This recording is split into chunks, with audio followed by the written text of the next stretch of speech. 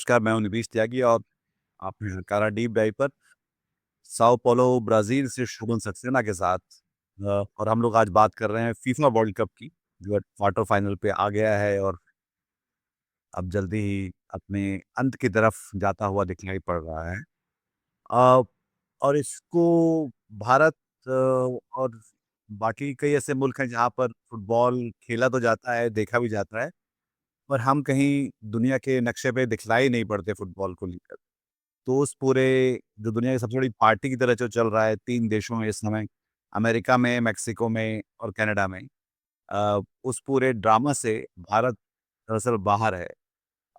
शोभन जहाँ बैठे हुए हैं वहाँ से फुटबॉल वहाँ पे लोग धर्म की तरह देखते हैं शायद उसको, या उसमें वो जिसको बोलते हैं कि वो ब्रीथ करते हैं फुटबॉल को। तो और ब्राज़ील बाहर हो चुका है वर्ल्ड कप से इस बार के। तो शुभन वहाँ पे चल क्या रहा है? और लैटिन अमेरिका पूरा ही बुखार चल रहा होता है फुटबॉल का इसमें। धन्यवाद नितीश, एक बार फिर से अपने प्रोग्राम में दावत देने के लिए। अभी जब ब्राज़ील प्री क्वार्टर फाइनल में हार गया नॉर्वे से, तो मेरे एक दोस्त हैं राकेश अग्रवाल जो देहरादून में रहते हैं, उनका मैसेज आया कि उन्होंने कहा कि ब्राज़ील में तो शोक मन रहा होगा, राष्ट्रीय शोक की स्थिति होगी। तो मैंने कहा ऐसा कुछ नहीं है, क्योंकि यहाँ पे इस बार जो ब्राज़ील के लोगों की कोई अपेक्षा नहीं थी इस टीम से, ना कोच से, उनकी कोई अपेक्षा नहीं थी। और इस हद तक कि जो पहला मैच था, मैंने कुछ दोस्तों के साथ बैठ के देखा, जो हमारे पारिवारिक दोस्त, उनके साथ बैठ के देखा, और सब ब्राज़ीलियन है, उसमें मैं ही खेल एक था जो कि भारतीय था। और ज़्यादातर लोग, उस जो हमारा ग्रुप था, उनको ब्राज़ील के जो प्लेयर्स हैं ना तो उनके नाम पता थे, ना ये पता था कि वो कहाँ खेलते हैं। और थोड़ी थोड़ी शर्मनाक स्थिति इसलिए हुई कि क्योंकि मैं प्रीमियर लीग को बहुत फॉलो करता हूँ, इंग्लैंड का प्रीमियर लीग है, कि मेरे दोस्त हैं लिवरपूल के यहाँ पे, तो मुझे काफ़ी प्लेयर्स के नाम भी पता थे, वो किस क्लब में खेलते हैं, कौन मैनचेस्टर यूनाइटेड खेलता है, कौन आर्सेनल खेलता है, पता था। तो उनको बड़ा अचरज हुआ कि क्योंकि यहाँ पे प्रीमियर लीग देखी नहीं जाती है, लोग प्रीमियर लीग नहीं देखते, ना यूरोपियन लीग्स को देखते हैं, यहाँ पे लोग जो लोकल लीग है ब्राज़ील की उसी को देखते हैं। तो ये मैं इसलिए कह रहा हूँ क्योंकि जो अब ब्राज़ील में, देखिए, हम थोड़ा इतिहास में जाना पड़ेगा समझने के लिए कि ब्राज़ील का फुटबॉल के साथ कनेक्शन क्या है। देखिए, ये खेल तो ब्रिटेन में जन्मा है, जैसे कि सारे खेल, cricket, hockey, badminton, table tennis, और अंग्रेज ही पूरी दुनिया में इसको ले गए, हालांकि फ्रेंच भी कहते हैं कि उनका भी हाथ था। तो यहाँ पे 19वीं शताब्दी के अंत में, 20वीं शताब्दी के शुरुआत में चार्ल्स मिलर नाम का एक लड़का था, 17-18 साल का, वो फुटबॉल लेके ब्राज़ील में आया। उसके नाम पे यहाँ पे एक बहुत बड़ा स्क्वायर भी बना हुआ है, और एक बहुत बड़ा स्टेडियम भी है, उसको डेडिकेटेड है, चार्ल्स मिलर के नाम से उसको बोला जाता है।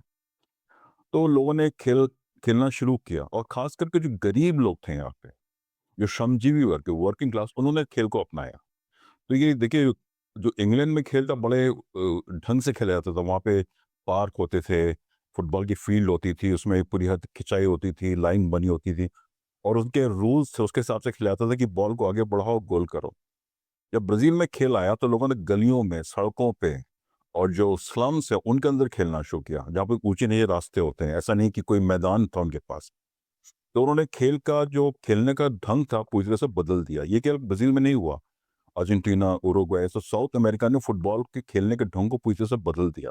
मैं 2-3 आपको उदाहरण देता हूँ। एक बाइसिकल किक होती है जो फुटबॉल में, कि साइकिल की तरह उठा के मारा, उसका इन्वेंशन ब्राज़ील में हुआ। अंग्रेजों का या जर्मन्स का इस स्टाइल खेलने का नहीं था।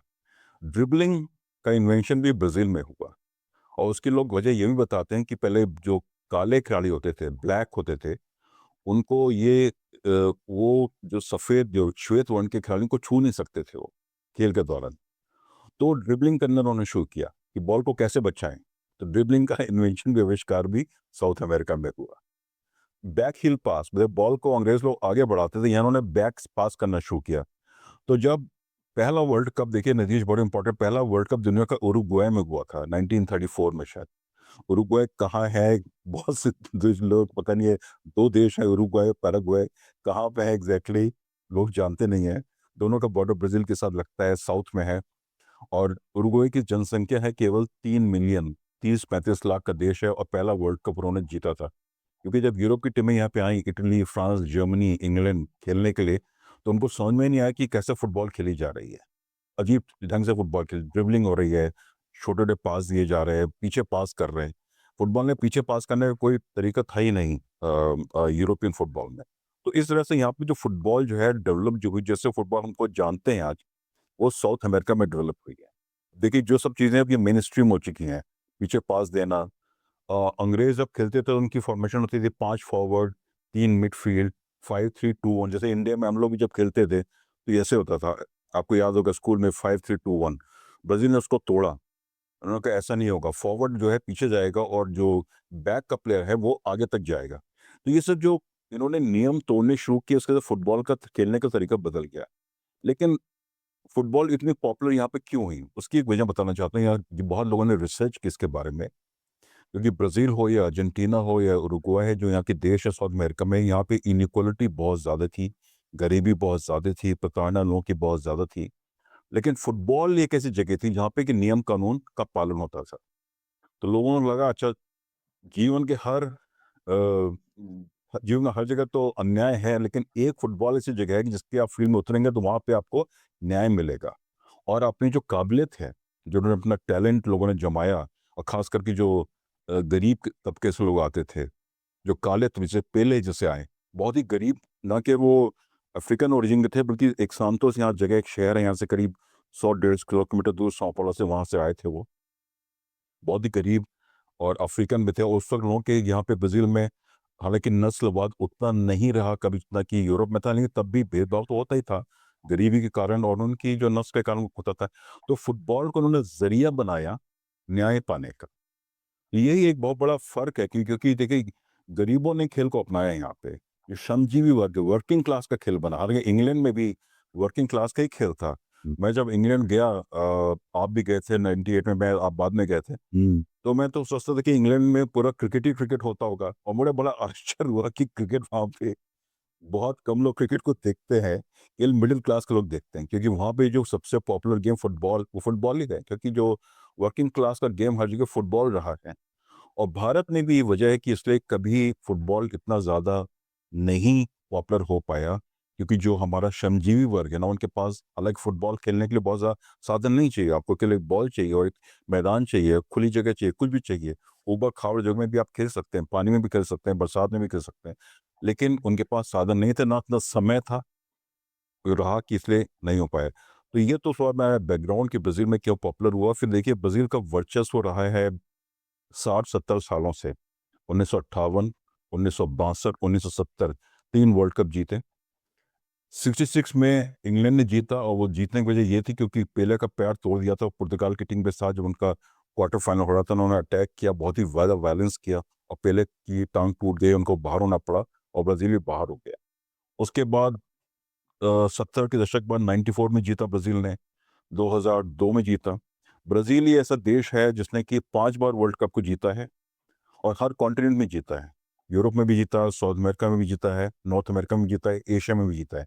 अफ्रीका में नहीं जीत पाए जब 2010 में हुआ था, और हर दशक में जीता था इससे पहले।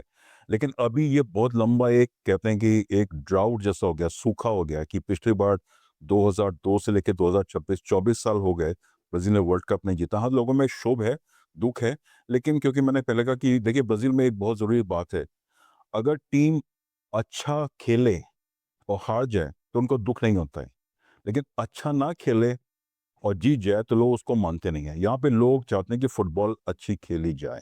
अगर आपकी टीम अच्छी नहीं खेल रही तो लोग आपको सपोर्ट नहीं करेंगे। ये भारत वाली स्थिति नहीं, क्रिकेट में एक टीम हमारी अच्छी खेले, गंदा खेले, जीतना ही जीतना है। जीत तो ज़रूरी जैसे नहीं है। यहाँ अभी पे लोगों के लिए, अभी अभी चाहे वो ब्राज़ील हो, अर्जेंटीना हो, उनको चाहिए जो मैंने बोला, जोगो बनीतो, मतलब खूबसूरत खेल होना चाहिए। अगर वो नहीं है, तो आप बाहर हो गए तो उसका कोई दुःख किसी को नहीं है। बिल्कुल, मेरे ख्याल से बहुत दिलचस्प बात है ये। पर ये जो अभी जो अर्जेंटीना जीता है जो मैच इजिप्ट के साथ, जिसको लेकर बहुत सारे विवाद खड़े हुए हैं। 2 विवाद हुए हैं। एक विवाद कि डोनाल्ड ट्रंप ने फीफा के प्रेसिडेंट को कह के अपने रेड कार्ड प्लेयर को खिलाने के लिए लगभग मजबूर कर दिया, और फिर एक तरह से फीफा का वर्ल्ड कप को दूषित किया है। दूसरा जो ये जो आखिरी 10 मिनट में लगातार 3 गोल मार के अर्जेंटीना का जो विजयी घोषित किया गया, उसको लेकर इजिप्ट के बहुत सारे सवाल थे। अर्जेंटीना आखिरी लैटिन अमेरिकन देश है जो फीफा में बचा हुआ है अभी मेरे ख्याल से। हाँ, तो इसको कैसे देखा जा रहा है वहाँ? देखिए निधि, बहुत अच्छी बात आपने उठाई है। ट्रम्प और ये एक, इसके दो पहलू हैं, एक तो राजनीतिक पहलू है और दूसरा फुटबॉल का पहलू है। पहले मैं राजनीतिक पहलू पे बात कर लूँ। और ये बात सब लोग जानते हैं, जग जाहिर है कि जो अर्जेंटीना के प्रेसिडेंट हैं हावियर मिलेई, वो डोनाल्ड ट्रम्प के बहुत ही अच्छे दोस्त हैं। और वो उसी भूमिका से आते, उसी उनका उनका जो पृष्ठभूमि भी वही है, फार राइट, राइट विंग नहीं है, ये फार राइट है। उनका एक नया है टर्बो कैपिटलिज्म, एक नया तरह का पूंजीवाद जो कि हर चीज को पूरी तरह, समाज को पूरी तरह से ध्वस्त कर देगा। वो एक एक चेनसॉ लेके अपनी रैलीज में आते थे। और अभी जो अर्जेंटीना में हो रहा है बहुत दुखद है। जो जो लेबर राइट्स, जो लोगों के राइट्स थे, जिन्होंने 70-80 सालों में लोगों लड़ के लिए, उन सबको खत्म किया जा रहा है पूरी तरह से। एक अनार्को कैपिटलिज्म, एक नया तरह का पूंजीवाद जिसमें कि लोगों के कोई अधिकार नहीं होंगे, उसका एक एक्सपेरिमेंट चल रहा है अर्जेंटीना में। और उसका वरद हस्त, उनके ऊपर वरद हस्त है डोनाल्ड ट्रंप का। पिछले साल अर्जेंटीना में चुनाव हुए थे, कांग्रेस के, प्रेसिडेंट के नहीं, और वो हावी मिले की जो पार्टी थी वो हारने वाली थी, उनकी हालत बहुत खराब थी। डोनाल्ड ट्रंप ने रातों रात $20 बिलियन का लोन अर्जेंटीना को भेजा और उससे चुनाव की स्थिति पूरी तरह से बदल गई। तो एक तरह का उनका ये अलायंस बहुत जरूरी है, क्योंकि डोनाल्ड ट्रंप चाहते हैं कि अमेरिका के जितने भी देश हैं, साउथ अमेरिका के, सब में उसी तरह के लोग आए जैसे कि उनकी, जैसा कि यूएस में है, वो चाहते हैं। तो एक पॉलिटिकल प्रोजेक्ट है। तो बात ये चल रही है कि हर तरह की कोशिश की जाएगी कि अर्जेंटीना को ये वर्ल्ड कप जिताया जाए, क्योंकि फाइनल में डोनाल्ड ट्रंप ट्रॉफी देंगे। वो चाहते हैं कि उनके साथ जावियर मिले हों और इन्फेंटिनो जो कि फीफा के प्रेसिडेंट है। मुझे इस कहने में कोई गुरेज नहीं है, एकदम माफिया टाइप का उनका सेटअप है। फीफा हमेशा से, देखिए भ्रष्टाचार तो फीफा हमेशा से रहा, लेकिन जितना भ्रष्टाचार इस वक्त है फीफा में, उतना कभी नहीं रहा। तो एक तो ये कोशिश है कि अर्जेंटीना को जिताने की, एक उसका राजनीतिक पहलू है। दूसरा जो है, अपने आपने मेंशन किया कि 10 मिनट में उन्होंने 3 गोल कर दिए। देखिए मेसी का जो पहला गेम था अर्जेंटीना का, अल्जीरिया के साथ था, मेसी ने बहुत बड़ा फाउल किया था। अपने बूट से उन्होंने अल्जीरिया के डिफेंडर को, उनके पैर को पूरी तरह से कुचल दिया था, और ये रेड कार्ड ऑफेंस होता है। अगर कोई और प्लेयर होता उसको रेड कार्ड मिलता, उनको येलो कार्ड भी नहीं दिया गया। तो देखिए बड़ी टीमें और बड़े खिलाड़ियों को हमेशा, हर खेल हो, चाहे वो फुटबॉल हो, चाहे हॉकी हो, और क्रिकेट हो, थोड़ा बहुत तो उसमें उनको सारी लीनेंसी होती है। अगर देखिए एलबीडब्ल्यू की अपील होगी सचिन तेंदुलकर के खिलाफ और हरभजन सिंह के खिलाफ, तो अंपायर सोचेगा, वो तो एक टेंडेंसी होती है। लेकिन फुटबॉल में जहाँ इतने कैमरे लगे हुए हैं, हर हर एंगल से आपका खेल कवर किया जा रहा है।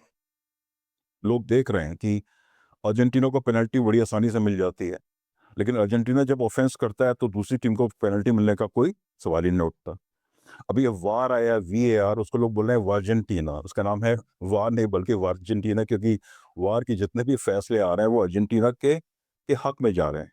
वार वो टेक्नोलॉजी है जिसके तहत आप वो वीडियो रिकॉग्निशन करता है, जो देखता रिकॉर्ड करके देखता है, जिसके बेस पे एक जो रेफरी है अपना फैसला बदल सकता है या उसको दोबारा देख के। जैसे क्रिकेट में डीआरएस है, वो कभी जो अपना बैट्समैन है या मांग सकता है, जब बॉलर मांग सकता है कि जो फैसला दिया अंपायर ने कि वो सही है कि नहीं है, उसका रिव्यू होता है एक तरह से। लेकिन जो देखिए अभी तक, एक तो बड़ी इंटरेस्टिंग बात, अर्जेंटीना को बहुत बड़ी टीम माना जा रहा है, लेकिन जितने अभी तक जितने भी खेल खेले उसने, जो सबसे हाईएस्ट रैंकिंग टीम इन्होंने खेला है वो है इजिप्ट, जिसकी रैंकिंग दुनिया में है 23rd, 23 नंबर की टीम है। उसने सब छोटी टीम है, काबो वेर्जी, शायद इंग्लिश में केप वेर्जी बोलते हैं, आप पुर्तगीज में उसको काबो वेर्जी बोलते हैं। तो उसने भी, टीम ने भी अर्जेंटीना को एकदम नाको चने चबा दिए, और मुश्किल से वो जीते, करीब कोई हार गए थे, और काफी उसमें कई फैसले दिए गए जो कि काबो वेर्जी के खिलाफ दिए गए, क्योंकि छोटी टीम है, छोटा देश है, उनकी कोई पहचान नहीं है, तो लोग उसकी बात को उसमें।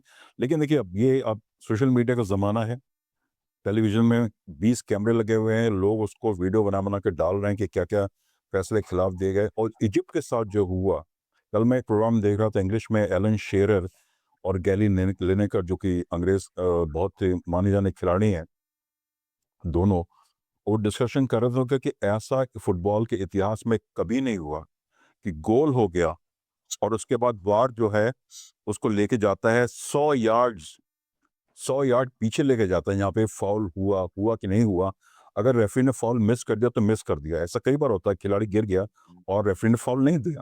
तो वार का काम नहीं है कि वो रिव्यू करे फॉल था कि नहीं, वार का काम केवल देखना कि गोल जो हुआ वो ठीक से नहीं हुआ कि नहीं हुआ, खिलाड़ी ऑफ साइड था कि ऑन साइड था। तो जब इस तरह की चीज़ें होती हैं, लोगों का जो विश्वास है जो अर्जेंटीना में वो सॉरी फुटबॉल में उठ जाता है। जैसे मैंने कहा कि लोग यहाँ फुटबॉल को लोगों ने खेलना क्यों पसंद किया, क्योंकि उनको लगता था कि ये खेल है, इसमें नियम है, कानून है, और जो अन्याय ज़िंदगी में होता है उसका अन्याय उनको फुटबॉल की खेल उसकी फील में मिलता है।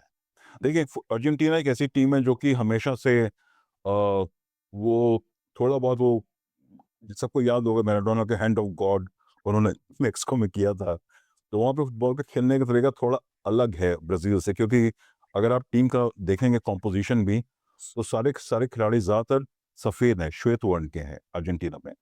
अर्जेंटीना को यहाँ पे लोग एक यूरोपियन कंट्री के रूप में मानते हैं। यहाँ पे लोग कहते हैं भी अमेरिका लैटिन अमेरिका में सब एक साथ हैं, अर्जेंटीना को छोड़ के। और अर्जेंटीना में इस बात को लोग अपने को हम लोग कि वहाँ पे इटालियन ओरिजिन के, स्पेनिश ओरिजिन के लोग बहुत ज़्यादा हैं, तो अपने आप को यूरोपियन कंट्री के रूप में वो देखते हैं। हालांकि उसमें काफ़ी वाद विवाद है, अर्जेंटीना में भी प्रोग्रेसिव मूवमेंट बहुत ज़्यादा रहा है, लोगों ने बहुत लड़ाइयाँ लड़ी हैं तानाशाही के खिलाफ, प्रेस का भी बड़ा अच्छा रोल रहा है। तो ऐसा नहीं कि सब कुछ वहाँ पे गलती है, लेकिन अर्जेंटीना का जो फुटबॉल खेलने का तरीका हमेशा से रहा है कि उसमें कुछ ना कुछ गड़बड़ वो करते हैं। लेकिन यहाँ पे जो गड़बड़ी हो रही है वो अर्जेंटीना खिलाड़ी नहीं कर रहे हैं, वो तो खेलना जैसे खेलते हैं, वो रेफरी की तरफ से हो रही है। हाँ, मतलब ये पूरा का पूरा मामला फीफा, फीफा के प्रेसिडेंट, फीफा के रेफरी, फीफा की जो व्यवस्था है, वो अंडर द जो सबको दिखलाई दे रहा है उसके उसके उसके बरक्स कुछ अंदर अंदर खाते कोई खेल हो रहा है, वो अब लोग देख पा रहे हैं शायद। देखिए जब ये फुटबॉल वर्ल्ड कप शुरू होने से पहले नेतन्याहू, बेंजामिन नेतन्याहू जो इज़राइल के प्राइम मिनिस्टर हैं, उन्होंने अर्जेंटीना के राष्ट्रपति हावियर मिलेई से उन्होंने रिक्वेस्ट की एक मंच पे कि आप एक बार और जीतें फुटबॉल वर्ल्ड कप इज़राइल की खातिर। और अभी जो पिछला मैच हो रहा था ये इजिप्ट के साथ, तो वहाँ पे अर्जेंटीना के काफ़ी फैंस थे, वो इज़राइल का झंडा लहरा रहे थे। और वो इस तरह से इजिप्ट की टीम है काफ़ी पॉलिटिकल, आपको वो भी अरबी है, और जो उनके कोच हैं हासम हुसैन, उन्होंने जो पिछला मैच जीता था तो उन्होंने उसको पैलेस्टीन के लोगों के लिए, गाज़ा के लोगों को डेडिकेट किया था अपनी अपनी जीत को। वो सब लोग जानते हैं कि बहुत पुराने खिलाड़ी हैं, नाम-गिरामी खिलाड़ी रहे हैं इजिप्ट के, एक लेजेंड रहे हैं, और उनका पॉलिटिकल स्टैंड भी सब लोग जानते हैं। तो उनको प्रोवोक करने के लोग इज़राइल के झंडे दिखा रहे थे, और इज़राइल और अर्जेंटीना के फैंस जो हैं काफ़ी बातें कहते हैं जो रेसिस्ट होती हैं। खास करके ब्राज़ील के खिलाड़ियों के खिलाफ वो उनको कभी बंदर के रूप में कहेंगे, इस तरह के वो बातें इस्तेमाल करते हैं सोशल मीडिया पे भी। और जब अर्जेंटीना में मैच होता है तो कई बार ऐसे हुआ है कि ब्राज़ील की टीम वहाँ पे गई है और वो केले के छिलके फेंकते हैं फील्ड में, तो आपको पता है केला किसको दिया जाता है। तो ये उनका एक तरीका है रेसिज़्म करने का। तो इसमें एक तो रेसिज़्म का एंगल है और उसमें इज़राइल का एंगल भी है, क्योंकि हावियर मिलेई जो राष्ट्रपति हैं अर्जेंटीना के, वो बहुत बड़े सपोर्टर हैं बेंजामिन नेतन्याहू के। और अर्जेंटीना हमेशा से एक तरह का बहुत बड़ा सपोर्टर भी रहा है इज़राइल को, अब तो सपोर्ट बहुत ज़्यादा बढ़ गया है। तो ये सब मिला-जुला के देखिए, ये एक तरह से ये फुटबॉल राजनीति तो हमेशा से कुछ ना कुछ एंगल हमेशा से रहा ही है, लेकिन इस बार कुछ ज़्यादा हो रहा है क्योंकि अमेरिका में हो रहा है। डोनाल्ड ट्रंप राष्ट्रपति हैं, उनसे ज़्यादा भ्रष्ट और करप्ट राष्ट्रपति तो मेरे ख्याल से अमेरिका के इतिहास में कोई हुआ नहीं। $2 बिलियन तो क्रिप्टो करेंसी में उन्होंने खुद बना कमा लिए हैं अपनी फैमिली के। हालाँकि अमेरिका में भ्रष्टाचार हमेशा से रहा है, लेकिन राष्ट्रपति खुद इतना पैसा कमाएँ, जबकि उस पद पे बैठा हुआ आदमी, और जिस तरह से फीफा का ये वर्ल्ड कप किया जा रहा है, पानी के लिए ब्रेक हो रहा है, उसमें एडवर्टाइज़मेंट्स दिखाए जा रहे हैं 3-3 मिनट के।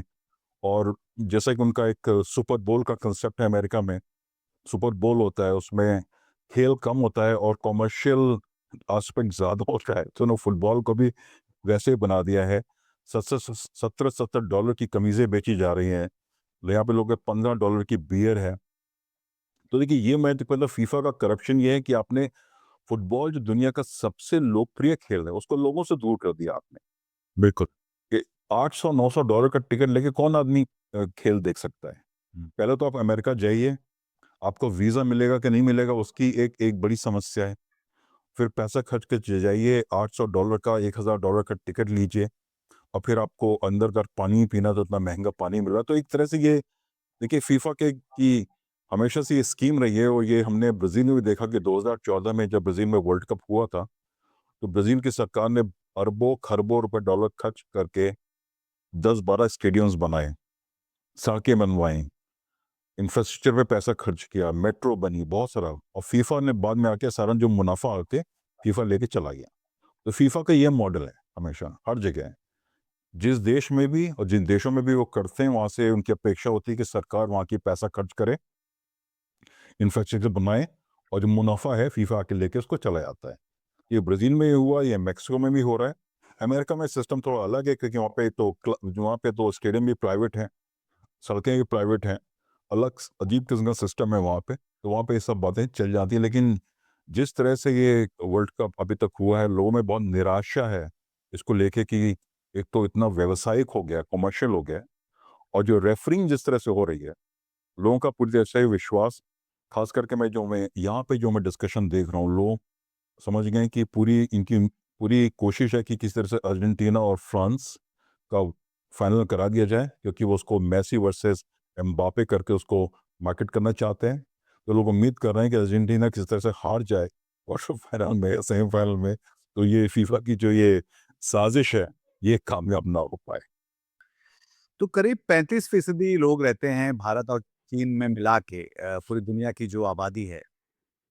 तो शोभन, ये हम लोग इतने लद्दड़ क्यों हैं फुटबॉल? मतलब इतनी बड़ी आबादी है और हमारे यहाँ भी मतलब चीन की आबादी भी लगभग जैसे हमारे बराबर ही लगभग है, तो इन दोनों को मिला के ये लोग ऐसा क्यों है कि भारत और चीन, जो कि चीन तो बहुत सारी चीज़ों में आगे भी है, ओलंपिक में भी बहुत ज़्यादा मेडल्स बटोर के लाता है।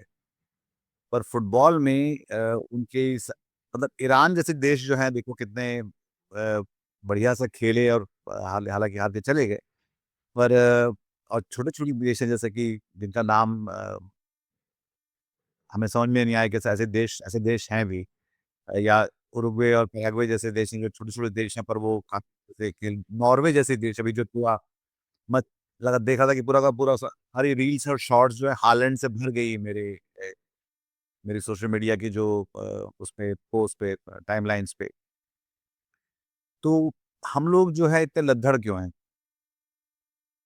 देखिए, इसका जवाब देने से पहले मैं कहता हूँ, देखिए 2 मॉडल्स हैं फुटबॉल खिलाड़ी पैदा करने, एक यूरोपियन मॉडल है और एक साउथ अमेरिकन मॉडल है।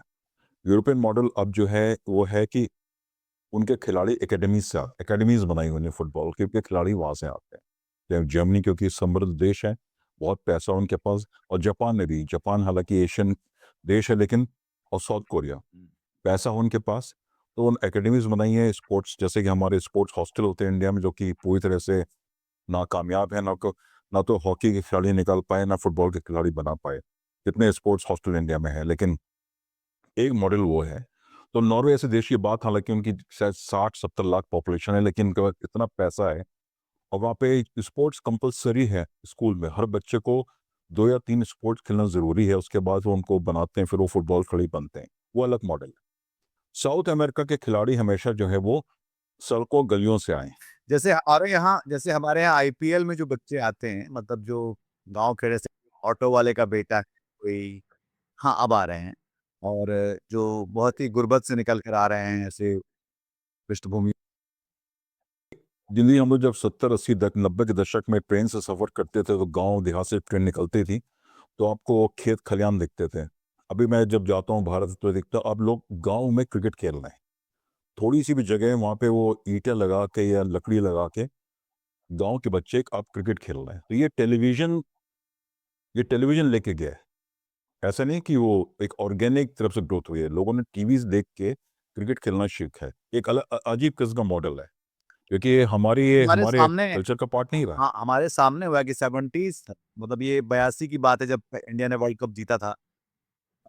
पर उसके पहले हॉकी और क्रिकेट लगभग कंपैरेबल थे कि दोनों लगभग बराबर का जो माइंड स्पेस रखते थे, या लोगों में इंटरेस्ट होता था कि क्रिकेट, क्योंकि मुझे याद है कि भोपाल में हॉकी देखने कि वहाँ पे लोग कैसे एकदम डूब के मज़े में भारत-पाकिस्तान की हॉकी देखते थे, और वो अ, बिना उसको देश का मामला बनाए हुए दोनों की वाहवाही भी करते थे कि अच्छा खेल रहा है ये। या टेस्ट मैच का मुझे क्रिकेट का भी पता है, जब टेस्ट मैच चला था तो उसमें ये होता था। मैं पहले वो चीन भारत की बात कर लूँ, फिर इसमें हॉकी पे भी आऊँगा, क्योंकि एक बात कहना चाहता हूँ, हॉकी जो हमेशा भारत में वो अल्पसंख्यकों का खेल रहा है, माइनॉरिटीज़ का खेल रहा है। खास करके सिख, मुसलमान और आदिवासी। आदिवासी क्रिश्चियन, इन्होंने बहुत इसमें भूमिका निभाई है। और क्रिकेट जो है वो अपर कास्ट का खेल रहा है हमेशा से। ये एक फ़र्क है। देखिए, अगर हम स कौन महाराष्ट्रियन ब्राह्मण, बॉम्बे के खिलाड़ी आते थे, बैट्समैन सारे महाराष्ट्र से आते थे। बॉलर्स साउथ से आते थे, क्योंकि स्पिन बॉलिंग होती थी, वो भी सब ज़्यादातर अपर कास्ट के होते थे। अगर नॉर्थ से भी आए, बिशन सिंह बेदी, वो भी अपर कास्ट के थे। ये अब ये आके अब कुछ समय से जब से ये बहुत ज़्यादा पॉपुलर हो गया, तो आपको नाम दिख रहे हैं कि हालाँकि ये तो सोशियोलॉजिकल बात है।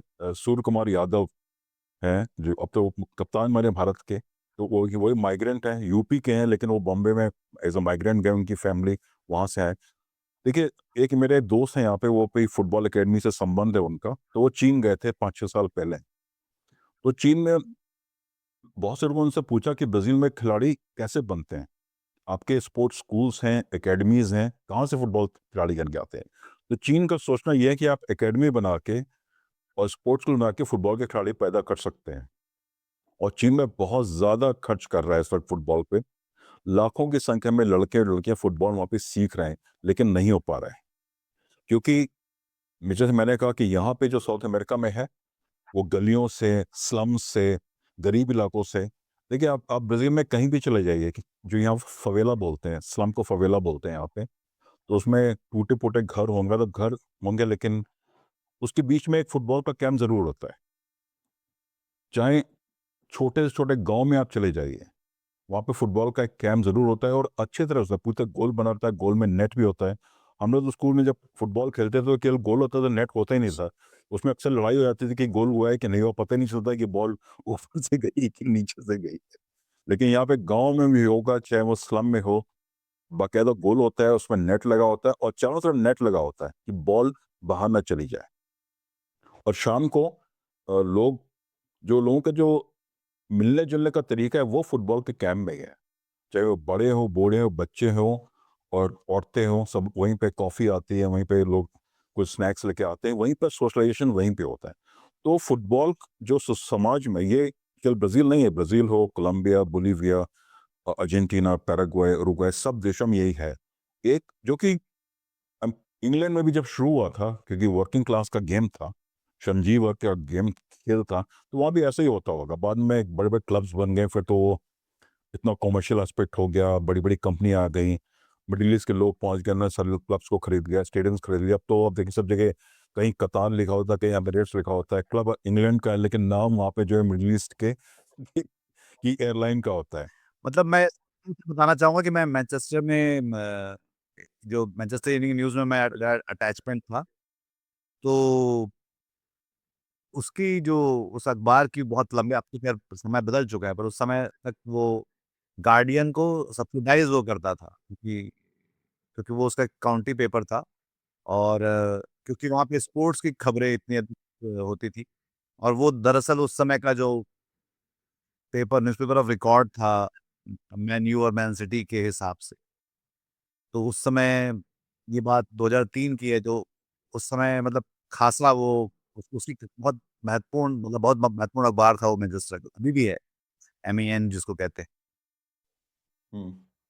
देखिए, ये बहुत बड़ा फ़र्क है कि जैसे अपने इंग्लैंड के क्लब्स की बात हम कर रहे हैं, तो वहाँ के क्लब्स का भी एक पॉलिटिकल ओरिएंटेशन रहा है। लिवरपूल जैसे हमेशा एक लेफ्ट लीनिंग रहा है, क्योंकि लिवरपूल एक बहुत ही लेफ्ट लीनिंग सिटी रही है, श्रमजीवी लोगों की सिटी रही है। उनका जो गाना भी है, बीटल्स वो है खैर। You will never walk alone, हुँ। तुम कभी अकेले नहीं चलोगे। ये उनका गाना है क्लब का। तो ये बड़ा प्रोग्रेसिव लिवरपूल रहा है। मैं तो जब इंग्लैंड में था, तो मैं मैनचेस्टर यूनाइटेड, क्योंकि सब हम लोग इंडिया से गए थे, तो मैनचेस्टर यूनाइटेड ही दिखता था, कुछ दिखता नहीं था, तो मैं उनको सपोर्ट करता था। लेकिन मेरे कुछ अंग्रेज़ दोस्त हैं यहाँ पे ब्राज़ील में, हमारे छोटे से एक क्लब है, हम लोग साथ में बैठते ही गेम प्रीमियर लीग के देखते हैं, तो मैं लिवरपूल को सपोर्ट करता हूँ, क्योंकि उनकी एक प्रोग्रेसिव क्लब है। बाकी जो है आर्सेनल हो या चेल्सी, खास करके बहुत ही सबरांज वर्ग के, और बहुत वो ठीक है, वो अलग बात है। तो यही कहानी नीतीश ब्राज़ील में भी है। यहाँ पे क्लब हैं जो कि प्रोग्रेसिव हैं, और कुछ क्लब ऐसे हैं जो कि कंजर्वेटिव हैं। खास करके यहाँ पे कोरिंथियंस करके क्लब है, जो कि sao paulo का क्लब है, और ब्राज़ील के बड़े महान प्लेयर सोक्रेटिस, जो 80 के दशक में खेलते थे और उनको डॉक्टर लोग बोलते थे, और उन्होंने, क्योंकि उस वक्त ब्राजील में डिक्टेटरशिप थी, उन्होंने बहुत लड़ाई लड़ी डेमोक्रेसी के लिए ब्राजील में। और 80 के दशक की जो ब्राजील की टीम जिसमें जीको और सोक्रेटिस, जो कि कहते हैं कि the best team which never won the world cup, सबसे अच्छी टीम जो कभी वर्ल्ड कप नहीं जीत पाई, जो 82 की टीम थी, वो इटली से हार गया था फाइनल में। और 86 की टीम भी बहुत अच्छी टीम थी। हालांकि तो लोगों को उस बात का रंज नहीं है, लोग उस बात को यहाँ पर रंज नहीं करते, खुशी होती है कि हमने बहुत अच्छी फुटबॉल खेली, जीत नहीं पाए फाइनल लेकिन फुटबॉल बहुत अच्छी खेली। तो पॉलिटिक्स के साथ तो हमेशा से एक नाता रहा है, और यही एक बहुत बड़ा फर्क है क्रिकेट में और फुटबॉल में। भारत में क्रिकेट का, आप जैसे आईपीएल में, तो आईपीएल देखते नहीं, मैंने पढ़ता हूँ उसके बारे में। आईपीएल की कोई टीम है, आप उसके साथ एसोसिएट कर ही नहीं सकते, क्योंकि उसका कोई सोशल, उनका क्या सामाजिक, उनका बेस क्या है। दिल्ली की टीम है, उसमें कोलकाता के प्लेयर खेल रहे हैं, कलकत्ता की टीम है उसमें बेंगलोर के प्लेयर खेल रहे हैं, ऑस्ट्रेलिया के प्लेयर खेल रहे हैं। ना तो उनका कोई गाना है, ना उनका सामाजिक उनका कोई वो है, ना उनका कोई पॉलिटिकल ओरिएंटेशन है, कुछ है ही नहीं, तो आप उससे रिलेट कर ही नहीं पाते। वो पूरी तरह से एक व्यावसायिक कॉमर्शियल एंटरप्राइज बन चुका है, जैसे कि फुटबॉल के साथ भी हुआ है यूरोप में। हालांकि कुछ क्लब्स हैं यूरोप में भी जो कि उन्होंने अपना मेंटेन कर रखा हुआ है, और ब्राज़ील में तो खास करके अर्जेंटीना में भी काफ़ी ज़्यादा है। जो कंजर्वेटिव है वो अपना कंजर्वेटिज्म भी मेंटेन करके रखे हुए हैं। जैसे बोका जूनियर्स करके एक क्लब है बड़ा, अर्जेंटीना का, और उसके जो ओनर थे वो राष्ट्रपति भी बने थे, माक्री, जो अर्जेंटीना के कंजर्वेटिव थे, तो वो कंजर्वेटिव क्लब है, उसमें कोई बुरी बात नहीं है। लेकिन जो प्रोग्रेसिव है वो प्रोग्रेसिव क्लब है। तो सामाजिक परिवर्तन और फुटबॉल का एक बहुत बड़ा नाता यहाँ पे रहा है, और उसमें अब थोड़ा सा बिखराव आ गया है। क्योंकि ब्राजील में क्या हुआ है पिछले कुछ सालों से, 20-30 दशकों से, बहुत छोटी उम्र में यहाँ के लड़कों को, यहाँ से 17 साल के 18 साल के में उनको यूरोप ले जाते हैं खरीद के, बड़े बड़े क्लब्स, और वहाँ पे वो खेलते हैं। तो उनकी जो ब्राजीलियन स्टाइल है, जो ब्राजीलियन तरीका है खेलने का, जो ड्रिबलिंग करने का, जिसको लोग बोलते हैं सांबा स्टाइल, जैसे आप डांस करते हैं, खेलते हैं, जिसको खूबसूरत गेम, वो खत्म हो जाता है। तो अब वो, अभी ब्राजील की जो टीम इस बार जो हारी है, इसमें 8 या 10 प्लेयर हैं जो कि इंग्लैंड में खेलते हैं, प्रीमियर लीग में खेलते हैं, और इंग्लैंड का खेलने का तरीका बहुत अलग तरीका है। बिल्कुल। 26 लोगों की टीम, 25 लोगों की टीम में केवल 4 या 5 ऐसे खिलाड़ी हैं जो कि ब्राजील में खेलते हैं, ब्राजील में रहते हैं। 20 लोग यूरोप में रहते हैं, वहीं खेलते हैं। तो एक तरह से यूरोप ने भी ब्राजील की फुटबॉल को तोड़ दिया, क्योंकि वो यहाँ से प्लेयर ले जाते हैं, उनको अपना क्लब का खेल अच्छा करना है, टेलीविजन पे दिखाया जाता है, उससे लाखों करोड़ों की उनकी आय होती है। पूरी तरह से कमर्शियल व्यवसायिक बन चुका है फुटबॉल वहाँ पे, और उसका नुकसान हुआ है ब्राज़ील को। हालांकि अर्जेंटीना के साथ भी ये स्थिति है, उनके प्लेयर भी बहुत सारे बाहरी खेलते हैं, लेकिन उन्होंने किसी तरह से अपने आप को मेंटेन किया हुआ है। तो ये है हालत यहाँ पे अभी इस वक्त फुटबॉल की। तो इस बातचीत को समेटते हैं, मेरे ख्याल से बहुत ही दिलचस्प बात रही है। और जानिक तौर पे अगर आप हालांकि क्योंकि भारत के समय के हिसाब से ज़्यादातर मैच देर रात को हो रहे होते हैं, तो अगर आप लोग वो देखते हैं कि लोग ठीक से सोए नहीं, तो वो शायद इसलिए क्योंकि वो वर्ल्ड कप देख रहे हैं इस समय। और खास तौर पे केरल और बंगाल के लोग और नॉर्थ ईस्ट के लोग जो फुटबॉल को लेकर वहाँ भी काफ़ी पैशनेट हैं, और दिखलाई पड़ता है साफ-साफ ये बात। अब हुँ, नीतीश, एक बात जाने से पहले एक बात मैं कहना चाहता हूँ कि यहाँ पे ब्राज़ील में बहुत सारे वीडियोस सर्कुलेट हो रहे हैं कि कैसे भारत में, बांग्लादेश में और पाकिस्तान में, लियारी जो कराची में जगह है, वहाँ पे कितना सपोर्ट है ब्राज़ील को। लोग, बड़ा आश्चर्य होता है मुझसे, लोगों, मैं 2 शोज़ में गया, लोगों ने सब पूछा कि इसको एक्सप्लेन कीजिए, क्या इसकी वजह है? तो एक्सप्लेन करना मुश्किल है, कि मैंने कहा उसकी वजह ये है कि कैसे 70 के दशक में पेले का नाम पहुँचा, और सब कॉन्टिनेंट में लोगों ने जाना कैसे फुटबॉल खेली जाती है। और देखिए, जो भारतीय खेलने फुटबॉल खेलने का तरीका भी था, हम लोग ड्रिबलिंग करना बहुत पसंद करते थे। मुझे याद है, हम लोग स्कूल में जिसको बॉल मिल जाती थी वो छोड़ता नहीं था, वो ड्रिबलिंग ही करता रहता था। दूसरे लोग चिल्लाते रहते, पास दो, पास दो। तो खेलने का ड्रिबलिंग और पास, ड्रिबलिंग एंड पास, ये तरीका था भारत खेलने का।